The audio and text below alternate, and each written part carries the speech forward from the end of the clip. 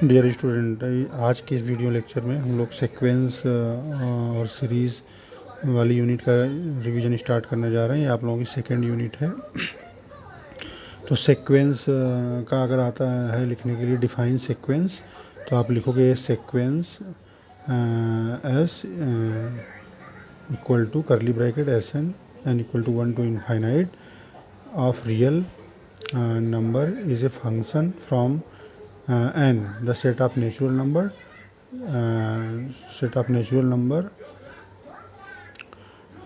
to r, the set of real number। यानी sequence आप कह सकते हो। सीक्वेंस क्या होती है? सीक्वेंस एक जो सीक्वेंस है वो एक मैपिंग होती है सेट ऑफ नेचुरल नंबर से सेट ऑफ रियल नंबर के बीच में एक मैपिंग होती है। सीक्वेंस के जनरल टर्म को हम लोग एसएन से डिनोट करते हैं, और हम लोग सीक्वेंस को लिखने के लिए सीक्वेंस को टर्म बाय टर्म एक टर्म्स के फॉर्म में भी लिखा जा सकता है, और करली ब्रैकेट में उसके जनरल टर्म्स को भी लिखा जा सकता है। जब करली ब्रैकेट में लिखा हो तो आप लोग समझ जाना कि वो उसका जनरल टर्म दिया हुआ है, ये जनरल टर्म दिया हुआ है एसएन। तो सपोज दैट अगर कोई सीक्वेंस एस दिया हुआ है इस तरह से 2 power n equal to 1 to infinite, तो ये इसका एस एन जनरल टर्म है, और इसमें n इक्वल टू 1 2 3 4 इन्फाइनाइट रखें तो हमें 2 power 1 2 power 2 2 power 3 2 power 4 2 power 5 इस तरह से मिल जाता है। अब हम लोग देखते हैं कि कन्वर्जेंट सीक्वेंस क्या होता है। तो अगर किसी सीक्वेंस की जनरल टर्म की limit n tends to infinite पे एस एन की लिमिट l आए, कोई फाइनाइट नंबर आए, तो हम कहते हैं कि सीक्वेंस कन्वर्जेंट है। ये बात आप लोग अच्छे से क्लियर रखोगे कि लिमिट हमेशा n टेंस टू इन्फाइनाइट पे ही फाइंड करते हैं। तो अगर आप लोगों को सीक्वेंस इस फॉर्म में दिया है, टर्म बाय टर्म एक टर्म लिखा हुआ है, तो आप उसका जनरल टर्म निकाल लोगे और उसकी limit n tends to infinite पे फाइंड करोगे। और अगर डिफिनीशन के फॉर्म में दिया हुआ है 2 power n, इस तरह से करली ब्रैकेट एस एन गिवन है, तो आप डायरेक्टली उसका n टेंस टू इन्फाइनाइट पे लिमिट फाइंड कर लोगे। और लिमिट अगर फाइनाइट आ रहा है तो हम कहेंगे सीक्वेंस कन्वर्जेंट है। जैसे इसका एग्जांपल, सपोज दैट ये एक सीक्वेंस दिया है इस तरह से करली ब्रैकेट में S N equal to 2n/n+1। अब हमें फाइंड करना है कि बताना है कि सीक्वेंस कन्वर्जेंट है या नहीं। तो हम लोग इसकी लिमिट फाइंड करेंगे n टेंस टू इन्फाइनाइट पे। तो n टेंस टू इन्फाइनाइट के केस में हम हाईएस्ट पावर n ऊपर नीचे से कॉमन लेके कैंसिल कर देते हैं। तो यहाँ से नीचे से n कॉमन ले लिया, 1 + 1/n, तो ये कैंसिल हो गया और आ गया 2/1 + 1/n। और n टेंस टू इन्फाइनाइट पे 1/∞ 0 हो जाता है, तो 2/1 यानी कि 2 आ जाएगा, और 2 फाइनाइट है विच इज़ फाइनाइट। तो सीक्वेंस क्या होगा? कन्वर्जेंट होगा। तो आप लोगों को ये जब भी ये चेक करने के लिए आए, कोई सीक्वेंस दिया हो और कहा जाए चेक करो कि वो सीक्वेंस कन्वर्जेंट है कि नहीं, तो आप सबसे पहले फोकस करोगे कि उसका जनरल टर्म क्या है। जनरल टर्म की limit n tends to infinite पे फाइंड करके चेक कर लोगे। अब ये अगर लिमिट आती है सपोज दैट इन्फाइनाइट, अगर मान लो suppose that n tends to infinite पे लिमिट इन्फाइनाइट आ जाती है, तो हम कहेंगे कि सीक्वेंस डाइवर्जेंट है।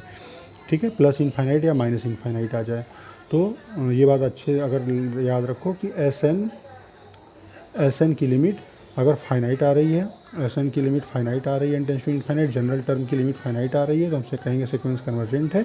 और इन्फाइनाइट आ रही है तो हम कहेंगे सीक्वेंस डाइवर्जेंट है। तो आप लोग इन क्वेश्चंस का रिवीजन करके देख सकते हो। जैसे इसमें क्वेश्चन है, so that sequence S N where S N दिया है ये कन्वर्जेंट टू 0। इसका मतलब हमें चेक करना है कि सीक्वेंस कन्वर्जेंट है कि नहीं, और इसकी लिमिट भी हमें दे दी गई है कि 0 ही आएगा। तो हम n टेंस टू इन्फाइनाइट पे सॉल्व कर लेंगे, n कॉमन ले लेंगे 1/n, तो n टेंस टू इन्फाइनाइट पे फाइंड करेंगे। तो 1/∞ क्या होता है? इन्फाइनाइट रखेंगे, इन्फाइनाइट + 1 इन्फाइनाइट, 1/∞ 0। इसी तरह से कहा जा रहा है कि so that sequence S N defined by S N equal to is convergent. तो इसकी limit n tends to infinite पे फाइंड करनी है, तो आप limit n tends to infinite पे इसकी लिमिट फाइंड करोगे इसको रख के।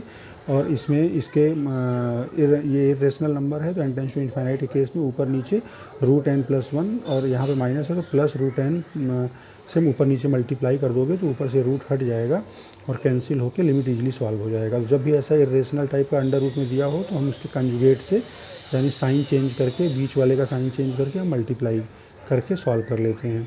इसी तरह से दिया जा रहा है कि सो दैट इसकी लिमिट ये है, तो इसमें कन्वर्जेंट नहीं बोला जा रहा है, इसमें लिमिट फाइंड करना है। n टेंस टू इन्फाइनाइट का केस है, तो इनडायरेक्टली हमें कन्वर्जेंट ही चेक करना है।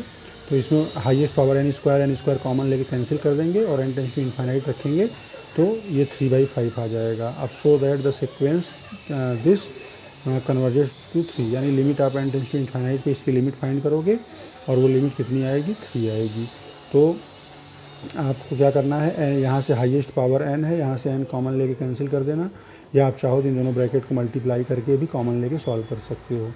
तो यहाँ से आप लोग ये बात अच्छे से क्लियर रखो कि कन्वर्जेंट जब भी आए कन्वर्जेंट प्रूफ करने के लिए तो हमें n टेंस टू इनफाइनाइट पे ही लिमिट फाइंड करना है। n टेंस टू इनफाइनाइट पे लिमिट अगर फाइनाइट आ रही है सीक्वेंस कन्वर्जेंट है, और अगर लिमिट प्लस इनफाइनाइट या माइनस इनफाइनाइट आ रही है तो डाइवर्जेंट है।